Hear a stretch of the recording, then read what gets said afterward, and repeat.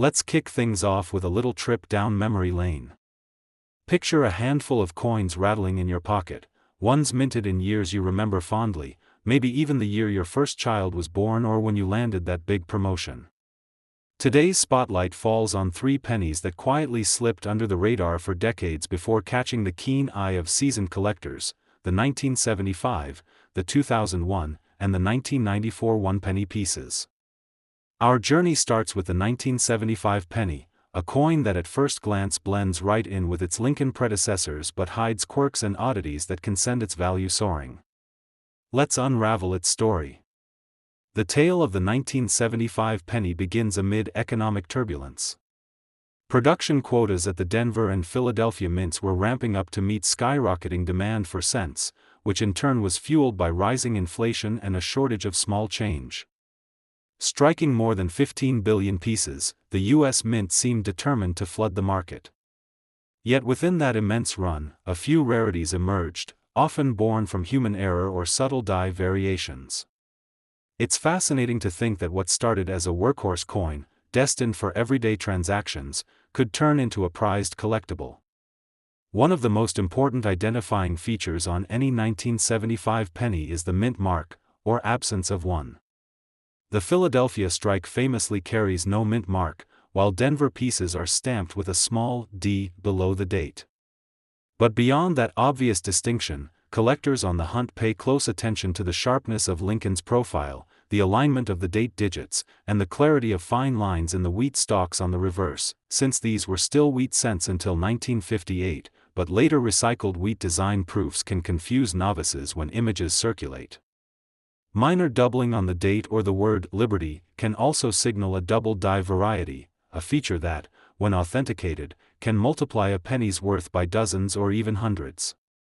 Market values for the 1975 penny hinge dramatically on condition and rarity. A base Philadelphia piece in heavily circulated condition might trade for just its face value or a modest 10 to 25 cents at most. Shift to an uncirculated grade, say, a Mint State 60, MS60, and you're looking at a range closer to $1 to $2 for a common strike. But uncover a true MS67 or MS68 specimen, and auction rooms have seen bids push into the $50 to $200 range, depending on eye appeal and luster. The real jackpot arrives when a collector presents a verified double die obverse or reverse. Those have fetched upward of $500, sometimes breaching $1,000 when a top-tier pedigree is on the line. What adds real flair to the 1975 penny's narrative are the oddball stories hidden behind certain error finds. One Denver collector in Ohio discovered a roll of pennies with one coin bearing an astonishingly off-center strike, nearly half the portrait missing, after his daughter spilled the roll on the kitchen floor. It sold at auction for more than $2,300, partly because the coin striking misalignment was so extreme that the date itself was almost unreadable. Other reports mention pennies with clipped planchets, coins missing the entire mint mark, or even pieces that faintly show remnants of the previous year's tooling from a repolished die. Each one isn't just a coin, it's a snapshot of the minting process, revealing the tiny missteps that occur when millions of metal blanks meet massive coining presses. Condition brings yet another layer to the valuation conversation. In circulated grades, say, fine, F12, or very fine, VF20, the 1975 penny often carries negligible premium. As surfaces dull and details flatten from pocket wear, it's difficult for such examples to stand out.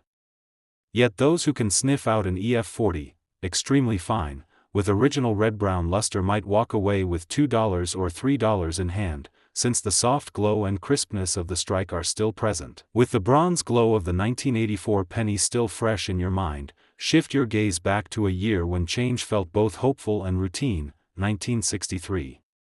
Unlike the modern pivot we explored earlier, the 1963 cent wore the same bronze alloy that had defined Lincoln pennies for decades. Yet within that familiarity lurked subtle anomalies and die quirks that turned ordinary change into numismatic treasures. In 1963, the United States was at the height of post-war prosperity, and the penny remained a steadfast symbol of everyday commerce. Struck on planchets of 95% copper and 5% zinc, these coins rolled off presses in Philadelphia, no mint mark, and Denver, marked D, without fanfare. On the surface they looked identical to the preceding years, but careful observers would later uncover die varieties that transformed a handful of these cents into coveted collector's items. One of the most famous errors from 1963 is the double die obverse, commonly catalogued as DDO-001. On these specimens, Lincoln's ear appears to echo in a faint secondary image, and the inscription, "In God We Trust," carries a subtle blur. Only a few thousand of these errors exist, making them both rare and in high demand. Another intriguing variety is the repunched mint mark, RPM, where the D on Denver coins shows evidence of two distinct impressions, one slightly offset from the other, hinting at a hurried correction during production. Collectors also seek out the weak reverse strike, where the reverse fields appear shallow, and minute die cracks that trace spiderweb patterns near the date. Spotting these rarities requires more than just a casual glance. Under 10-power magnification, the double die manifests as parallel shadows along the letters and numerals. A loop reveals layer upon layer of stamping, as though the die itself stuttered during each strike. In the case of repunched mint marks, the offset is often as small as 1/150th of an inch, visible only by angling the coin under raking light. Dealers encourage using color-corrected LED lamps to highlight die cracks and doubling. Even seasoned collectors return to basic tools, mica plates, scales, and tweezers, to scrutinize weight, planchet thickness, and edge details. At auction, these 1963 anomalies command significant premiums. A certified PCGS MS-65RD, red, regular strike often sells in the $100 to $150 range, but a DDO-001 in comparable condition can skyrocket to $1,200 or more. One record sale saw a DDO-001 graded MS-66RD CAC realize $2,400, a testament to both its rarity and eye appeal. RPM examples graded -58 Australian dollars routinely fetch $500, while those in mint state top $1,000. Even weak reverse and die crack varieties can bring $200 to $300 in mid-grade, surprising many who underestimate their value. Auction catalogs note that these prices reflect a growing appreciation for mid-century errors, influenced by registry set competition and a resurgence of interest among collectors in their 40s and 50s. Stories behind these pennies add a vivid layer to their allure. One collector recounts discovering a DDO-001 tucked inside a beat-up coin album inherited from his grandfather, a man who once worked at a local bank and saved rolls of unsearched cents. That single find financed the collector's first trip to a major coin convention. Another tale involves a dealer in Denver who rescued a batch of cents from a school's coin drive, spotting a repunched mint mark on the very first coin he examined. That coin alone covered the cost of the entire donation. Such anecdotes underscore how everyday actions, saving change, participating in fundraisers, or simply sorting through inherited albums, can yield extraordinary rewards. Condition plays a decisive role in the value spectrum. Mint state reds with full original luster bring the highest bids, with MS-66 examples often breaking four figures. Slightly lower grades, MS-63 to MS-64, still command respectable sums, typically between $300 and $600, depending on the variety. About uncirculated coins, graded -55 Australian dollars. Shifting gears from the sprawling production runs of 2001, let's slide back a few years to the surprisingly intriguing world of the 1994 penny. You might recall that 1994 was a year of blockbuster movies and dial-up internet, but tucked into your pocket change are 1-cent pieces that carry stories every bit as rich. Behind that classic Lincoln profile lie subtle quirks, minute minting anomalies, and condition-driven values that seasoned collectors know can translate into serious premiums. The 1994 penny emerged during a period when the mint was still perfecting its transition to the copper-plated zinc planchet introduced in 1982. Struck at both Philadelphia, no mint mark, and Denver, D, the 1994 output totaled over 11 billion coins, $6.9 billion from Philadelphia and $4.3 billion from Denver. This enormous volume makes any error variety inherently rare by comparison. Yet, within that sea of coppery discs, a handful of varieties slip through quality control: small date versus large date differences, doubled dies, off-center strikes, and even rare, proof-like, business strikes that bear an almost mirror-like sheen. One striking feature to watch for is the date size variation. In the first grouping, dubbed the large date, numerals appear slightly taller and more widely spaced.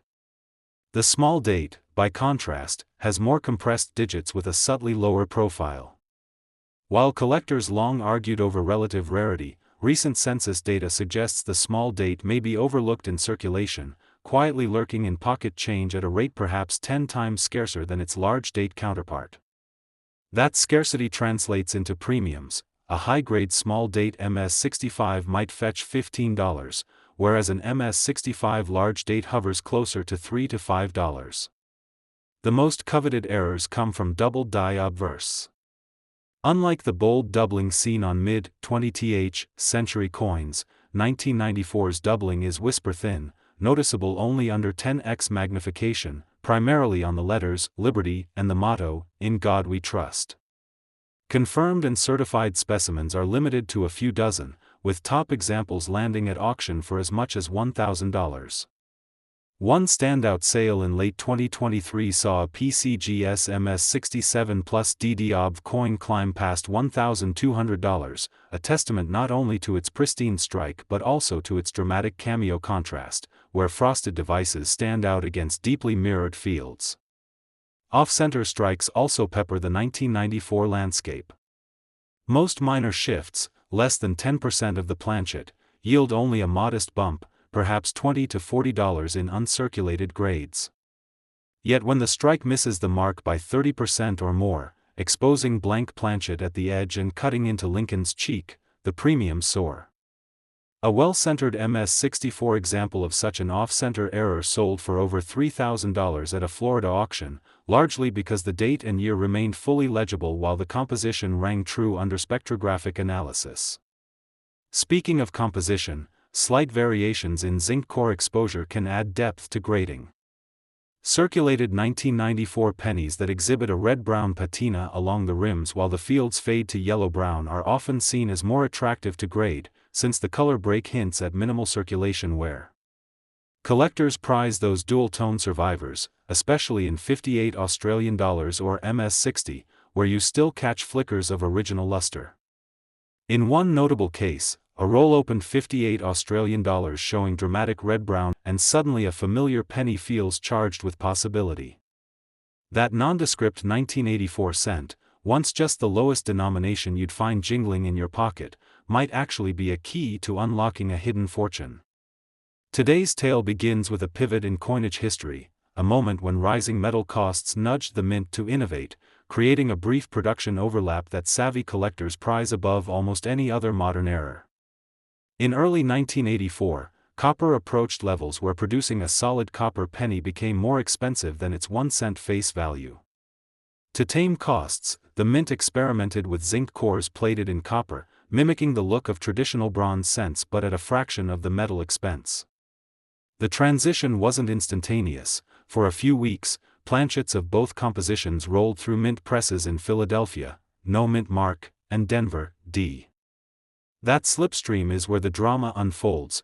While zinc-based pennies dominated circulation, a small number of leftover bronze blanks, identical in alloy to older cents, endured, virtually indistinguishable without careful testing.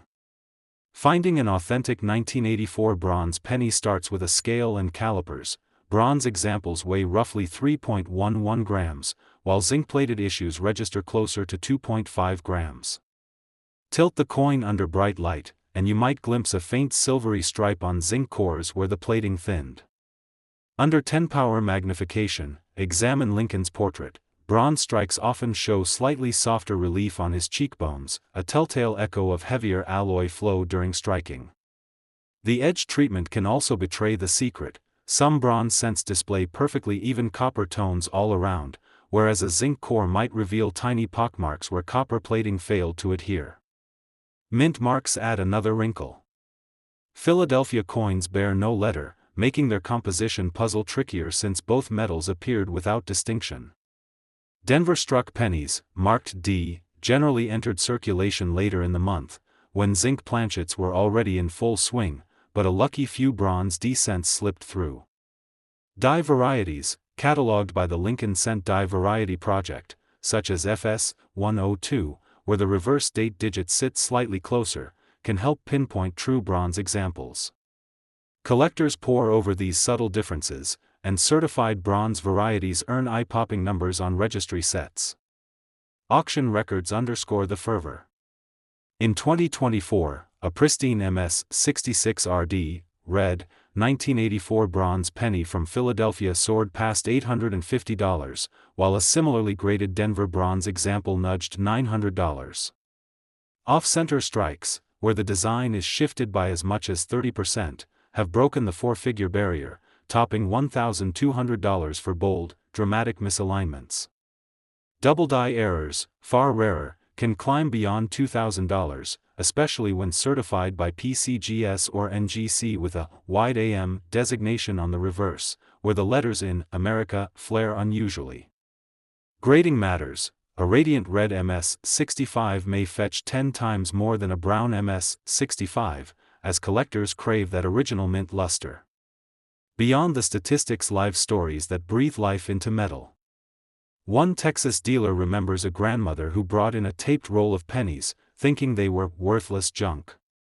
Among them lay 3 bronze 1984 cents, which she sold for $1,800, enough to cover her annual property taxes. A forum member from Ohio recounted spending coin-starved vacations picking through faded sidewalk change, only to find a demarked bronze penny that became the cornerstone of his collection. Even today, social media posts about penny hunts spark wild conversations, driving newcomers to weigh and test every cent they touch. These tales highlight another truth: condition reigns supreme.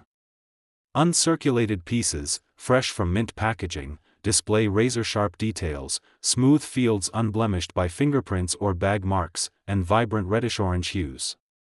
At the MS-63 to MS-64 level, faint contact marks may live on the rims or fields but won't detract significantly from eye appeal. These grade tiers often sell for $300 to $400. As wear deepens, light friction wiping out high points, you move into about uncirculated, AU, and mint state, MS, 55 to 58, where coins trade in the $150 to $250 range, still a handsome sum for a modern penny. In circulated grades, VF to EF, expect values between $50 and $100, depending on strike quality and toning patterns. A well-worn, deep brown example may tempt a budget collector, but any hint of copper red spurs bidders to push prices higher.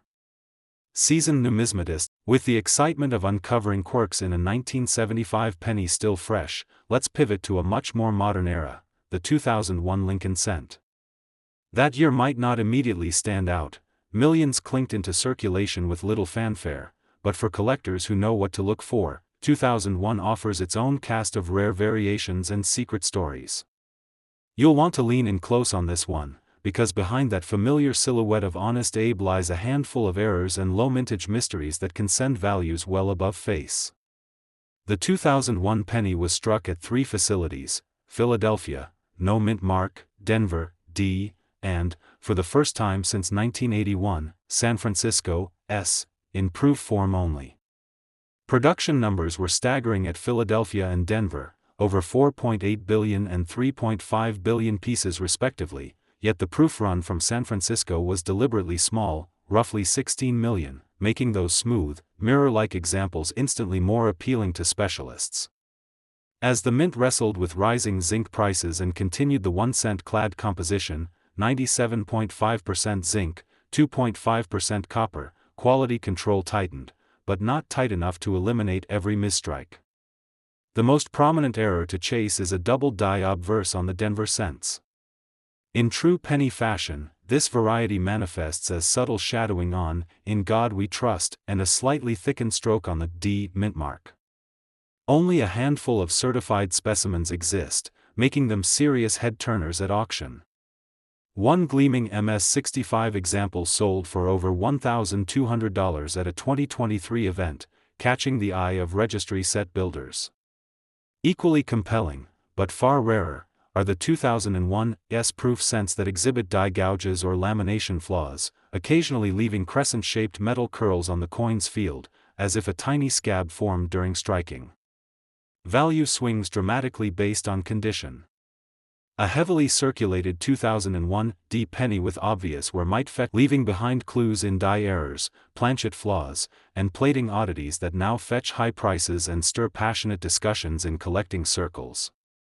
The 1998 penny carries forward the copper-plated zinc design first introduced in 1982, but by the late 90s, the mint had fine-tuned its processes.